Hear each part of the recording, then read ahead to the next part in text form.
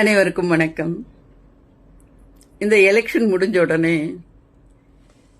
என் பையன் வெளியில என்ன கூட்டிட்டு போயிருந்தான். கூட்டிட்டு போகும்போது இப்படி பார்த்துக்கிட்டே வர எனக்குள்ளேயே ஏதோ ஒரு இத்தனை நாள் வெளி உலகத்துக்கு நம்ம வந்தப்ப இருந்த ஒரு காட்சிகள் வேற மாதிரி இருந்தது. இன்னைக்கு என் பையன்கிட்ட நான் சொல்றேன், என்னவோ தெரியலடா, இன்னைக்கு பிரகாசமா தெரியுது, வெளிச்சமெல்லாம் அப்படி இன்னும் இருள இருந்து வெளியில வந்த மாதிரி இருக்குது. அம்மா நீ வேறம்மா, எப்பவும் வர்ற மாதிரி தான் நீ வர. இல்லப்பா, நான் சத்தியத்தை சொல்றேன், நான் உண்மையை சொல்றேன்.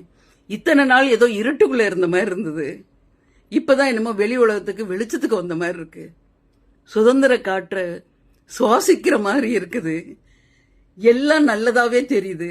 நீனா பாரேன், இந்த பையன் முதலமைச்சரா வந்து உட்கார்ந்துருக்கான்ல, நம்ம நாட்டுக்கு நல்ல விடிவு காலம் வரப்போதா இல்லையான்னு மாத்திரம் நீ பாரு, இது சத்தியம்டான்னு. அவன் பையன் சிரிச்சுட்டே இருந்தான். என்னம்மா நீனு ஏதோ கனவு கண்ட மாதிரி பேச. இல்லடா, நல்லவன் நாட்டை ஆழ்ந்தானாக்கா அது நல்லதே நடக்கும். நல்லவேண்டா, நீனா பாரு.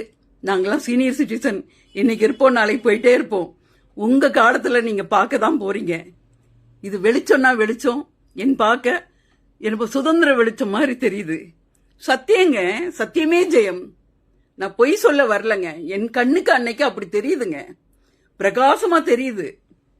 அப்படி காத்து என்னைக்கு நம்ம சுவாசிக்கிற காத்து தான், ஆனா சுதந்திர காத்து மாதிரி என் மனசுக்குள்ள போகுது. எனக்கு எல்லாமே நல்லது, ஏதோ நாட்டுக்கு நல்லது நடக்க போற மாதிரி எனக்கு ஒரு மனம், எண்ணம் எனக்கு.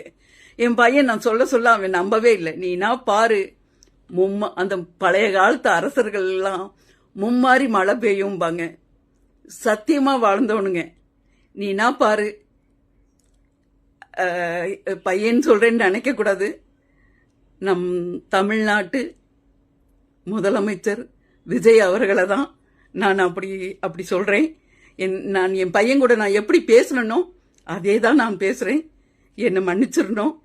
ஏன்னா நான் யதார்த்தமான ஆளு. எனக்கு இந்த இந்த ஒரு மாதிரியெல்லாம் எனக்கு பேச வராது. எனக்கு நான் என் பையன்கிட்ட சொன்னது சத்தியபிரமாணமா சொல்றேன்டா, நம்ம நாட்டுக்கு வெளிச்சம் வந்துருச்சுடா. உங்க காலங்கள்லாம் இனிமே பிரகாசமா இருக்கும்டா.